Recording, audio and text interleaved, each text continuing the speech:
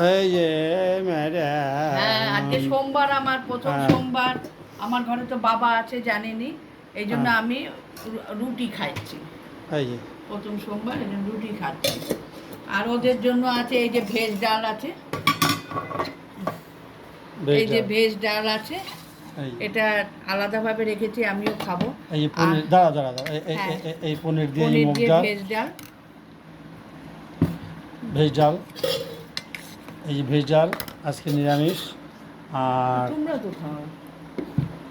আজকে নিরামিষ। আর এই রুটি কৃষ্ণা ম্যাডাম আজকে সোমবার করে, হ্যাঁ, সাদা কপাল নিয়ে খেতে বসেছে, হ্যাঁ, ঝম্বল, ঠিক আছে।